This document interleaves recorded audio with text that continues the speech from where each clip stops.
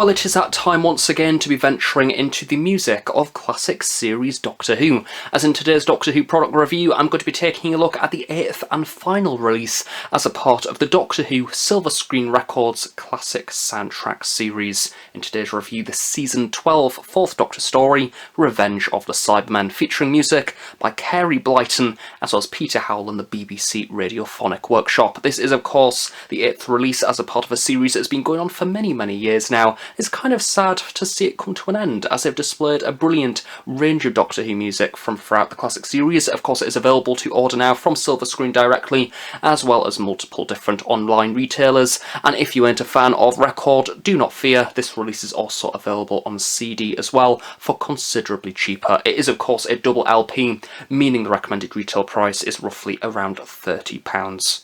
Revenge of the Cybermen hasn't been released by itself. In rather stark contrast, it has been released alongside Time and the Rani from the 7th Doctor era, featuring music by Keith McCulloch, another double LP from Silva Screen, so check out my review of that if you are interested in that release. There is certainly something about the Silva Screen classic Doctor Who soundtracks that are really satisfying to look at. I think it's a combination of the artwork, the logo, and the overall style of the piece just feels really comforting and like a lot of care has been put into it. Very much like quite a number of the Silva Screen records recently, it doesn't come packaged in cellophane or anything like that, although I do believe it is mainly available online rather than in store, so it does kind of make sense. Due to the absence of cellophane, it does mean that the Silva Screen sticker has been attached directly to the record sleeve, which I know will be a great annoyance for some. For some reason, I don't mind. I think it because it kind of blends in with the rest of the cover art. This does, of course, feature the Silva Screen logo, Doctor Who Revenge of the Cybermen, as well as stating that it is the 8th out of 8 releases from the classic soundtracks range.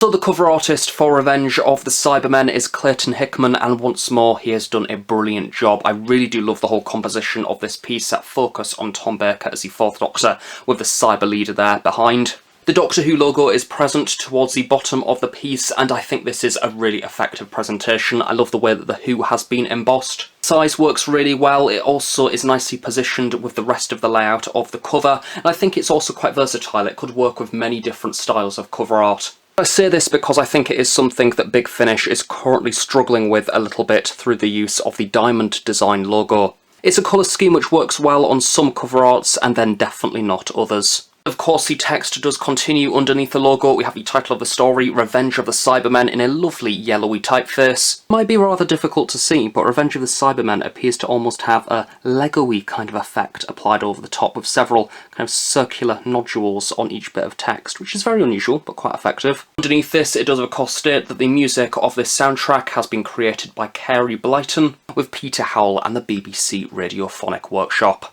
And of course, as always, the top of the artwork also states that this is the original television soundtrack. And just for the sake of clarifying, especially because we have seen quite the increase in varied Doctor Who records over the past few years, this release contains music. It does not contain any actual scenes from the story, it's not the audio of the episode or anything like that, it is an album of music. Let's take a closer look at the lovely artwork for this piece. Again, it is a lovely composition, and to be honest, it actually crams quite a lot of stuff in, such as the delightful Ian Marter and Elizabeth Sladen, playing of course Harry Sullivan and Sarah Jane Smith, an excellent high quality image of them there, looking rather shocked or confused at something. Just next to Tom Baker's face, we have a lovely bit of representation for the Nerva beacon. I can't actually tell if this is the model from the story or a 3D render. Either way, it's really nice, got some great colouring on there with the light greens as well as the lights sort of floating around the circular section in the middle. Hiding just behind Tom Baker's head there, kind of looking a bit like an egg,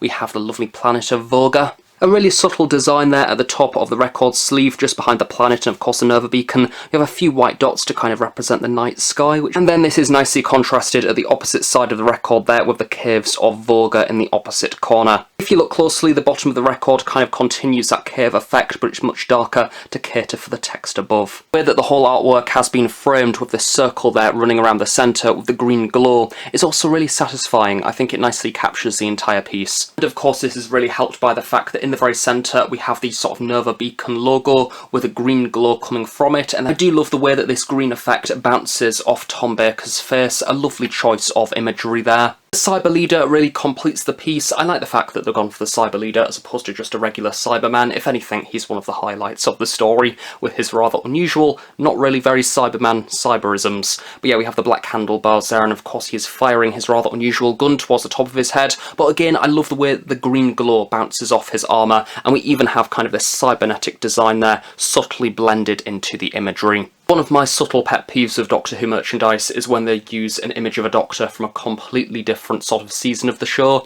but with this I think you can clearly tell that this is Tom Baker from some of his early stories. I love the way that we have the curls there, again with the glow coming off them. It's just a really nice picture, whilst he also looks quite concerned about something. It's not too focused on that multicoloured scarf either, which makes a nice change. Overall, a really lovely cover art. It's incredibly vibrant. I love the use of colour and character. The composition is great. I think that it uses the record sleeve really effectively. Flipping the record sideways for the moment, of course we are greeted by the Silva Screen Records logo, as well as the title of the product, and then at the very bottom we also have the product code as well, and you may notice that there is indeed an image on this spine. So I did a little bit of googling, and I was incredibly surprised to see that the first releases within this range, being the Daleks and Survival, came out in the back end of 2017. It is now late 2023, and we can finally place all of the spines from this 8-part series together.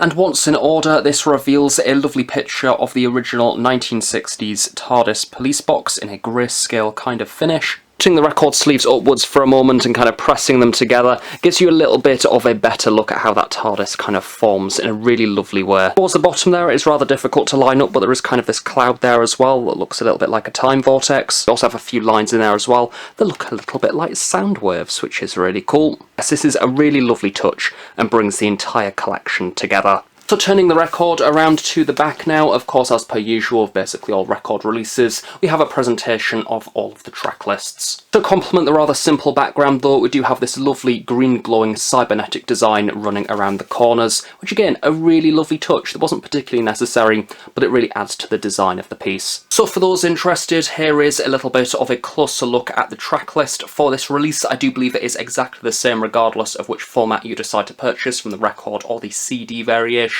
So you have lots and lots of tracks. Of course it has been divided into the various sides of the record, but also the serial, of course, which the music takes place within, some bonus tracks there towards the bottom as well. I really do love the whole presentation of this section, as not only does it have the track number, the title of the music, as well as the little duration there of said track at the very end, it also accumulates all the durations of each individual track and actually gives the duration for the overall side on that record as well. I'm also really loving the combination of the white and yellow text in keeping with the front cover artwork, along with the little cybernetic details there towards the side of the track list as well. And for those of you who like a little bit of session tapes involving random organs, specimen, gong and timps in your life, then this record is definitely for you, because the bonus track does indeed feature that, along with a few other things in there as well. And of course all of the company information is hidden away at the bottom along the BBC and Silva Screen logos. So given that there is a lot of information to present on this track list, I think they've done a really good job at presenting it in a stylish and simple manner. So opening up the record now, of course this is a double LP on a lovely gatefold sleeve, meaning we are greeted by further excellent artwork on the inside. Again, I really love the whole design of this. I love the way that we have all this darkness towards the side with the glow of the Cybermen in the very centre. It kind of looks like a debut indie rock album. One of the little Cybermen holding his little briefcase, look, how adorable. Again, I love the use of colour here. I think it's a great contrast between the green glow from the side, sort of the rocky textures, and then those Cybermen in the very centre grabbing all of the attention. Releases document a little bit of music history, so this time we have a liner note by Peter Thompson, who was a friend and pupil of Carey Blyton, who composed the music for this story, which I think is a really heartwarming touch. Hidden in the bottom corner, we do have a few details about the story itself, including the main cast, but also the music, as well as who's worked behind the scenes on this release, as well as designed the overall cover art. And as we turn to the opposite side of the sleeve, the pictures kind of connect together with this lump of rock in the centre, again with the green glow. In the bottom corner, we have a squad of Vogons looking very cool indeed. I must admit, when this release was initially announced, I was rather sad by the lacking Vogon content on the front cover art. I'm glad the entire squad are present for the inner sleeve. I think they deserve it. And in the centre, we have a rather unusual Photoshop of the Fourth Doctor and the Cyberman kind of in the cave there. I might be wrong, but in the story itself, I'm sure this image is from within the Nerva beacon, I think. But either way, once again, Tom Baker looks very confused, and that Cyberman is pulling some rather unusual poses behind him. I have a little bit of information about Revenge of the Cybermen as a story, as well as the music itself, contributed by Mark Ayres, who, as always, has worked his magic on this release. So this inner sleeve is really lovely. I think it is, once again, an excellent presentation, and to be honest, I think that this series is really overlooked. Every single aspect, from the creation of the music, restoring it, making it actually listenable and isolating it from the TV story, even the presentation and the text, it's all just really nice, and I think that sometimes these things are overlooked and taken for granted. It makes the product rather special, and it collects together a bit of Doctor Who musical history. So moving away from the cover art now to take a look at the records themselves. Of course, as I have already mentioned, this is a 2 LP collector set, both of which have been pressed onto a lovely black record. As per usual, the Silva Screen series, we don't have any specially designed sleeve or anything like that. It's simply just a standard paper one to protect the record itself, which is alright. I think quite a lot of detail has gone into the rest of the record really, so we can let them off for a rather simple protector sleeve. And as for the record itself, there's not really too much to talk about here. It's just a regular black LP, of course, with that logo and labelling there in the centre. So in case you were wondering, of course, this collector set features 2 LPs, the first of which is the complete original score by Carey Blyton themselves, so it's the original stuff that was seen on transmission, and then the second LP is kind of the alternatives and the amendments, probably made by Mark Ayres, with the alternative and synthesizer cues with accompanying bonus tracks. So it's a nice combination between new and old, but also amended. So the first of the central stickers basically repeats the green theme as seen on the cover art, which is nice and consistent, as well as stating, of course, the regular record details once again. Although flipping over to the opposite side, we get a lovely image once again of the 4th Doctor and a Cyberman. This is side 2 of LP 1. As you would expect, side 3 on LP 2 basically repeats side 1. And then to finish off, side 4 features a Cyberman, which is quite nice.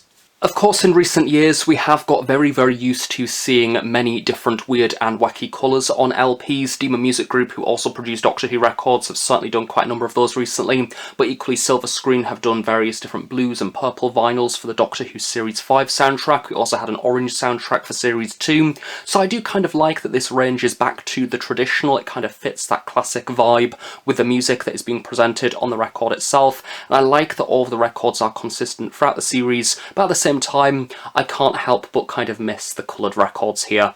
So now discussing the actual music that is featured within the Revenge of the Cybermen album, it's an interesting bunch of tunes, I think that's fair to say. There's lots of organ, lots of unusual scraping sounds, lots of drum beats, a little bit of heartbeats in there as well. I'm not a musical expert, as you can tell, and that is the thing, this album will not be to everyone's tastes. I think that this music isn't particularly sort of as listenable, if that's the right phrase, as new series Doctor Who music. I will quite frequently play my new series albums because I have that link to them. I have that personal link. I grew up with those stories. Maybe it's different for classic series fans listening to this, but without a doubt this album sports lots of familiar scores from the story, in particular that lovely spacey twinkly music that is featured at the very beginning of the episode. It instantly makes me think of the Nerva beacon. A lot of fun, but also I love in particular the bonus tracks where we have a little bit of actual human voices in the background sort of describing what is the next track. It's the sort of bonus harp music or whatever. It's a nice glimpse into a little bit of Doctor Who history that previously I would have never encountered before. I think if you are a fan of Revenge of the Cybermen as an actual story, then this album will be perfect for you, because it is nice to experience the music without the distraction of the dialogue and the script and everything else in between. But then at the same time, this style of album follows lots of the usual things that you come to expect from a classic series Doctor Who album. Lots of cues, lots of building up music, usually to a cliffhanger or a dramatic scene, and then you get the more ambient scores in there as well, usually just to keep the story going, of course, maybe whilst the Doctor and Sarah are walking from one location to the other, or the Cybermen are kind of patrolling along. There's lots of Cybermen patrolling music in this. You can't help but kind of wobble your head to the beat. It is rather unusually hypnotic, but yeah, it won't be for everyone. It's a very niche album, but yeah, I kind of like it because of that. Definitely a niche, and I think that if you're someone who's a little bit uncertain, then I wouldn't really recommend this album. But if you are already a fan of Doctor Who music and all of its rather unusual varieties, then this album will definitely be for you. Thank you very much for watching this review. I really hope you have enjoyed it. Do of course stay tuned on The Host Productions for regular Doctor Who product reviews, and I have my fingers crossed that somehow this series will be extended in the future to feature more classic soundtrack releases. But who knows? Only time will tell.